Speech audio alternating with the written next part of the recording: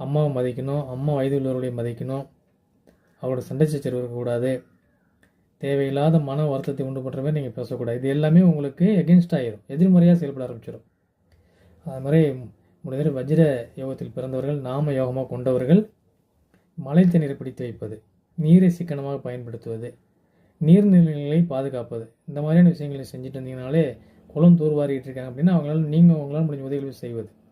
குளம் தூர்வாடுறாங்க நம்ம போய் கலந்து முடியாதுன்னா அந்த நேரத்தில் அவங்களுக்கு ஏதாவது தண்ணி, ஏதாவது ஜூஸோ ஒரு நீர்மோரோ கலந்து கொண்டு போய் அவங்களுக்கு கொடுப்பது, நீராகாரம் மாதிரி ஏதாவது ஒரு உணவுப் பொருள் அவங்களுக்கு கொடுப்பது, இதெல்லாம் உங்களுக்கு நல்லா வேலை செய்யுங்க. சரிங்களா? இதெல்லாமே ஃபாலோ பண்ணுங்கள். மீண்டும் இதே போன்ற ஒரு நல்லது வீடியோவில் உங்களை சந்திக்கிறேன். அதுவரை உங்களிருந்து விடைபெறுவது நான் உங்கள் நற்பவி சரவணன். நன்றி, மகிழ்ச்சி, வணக்கம், நற்பவி.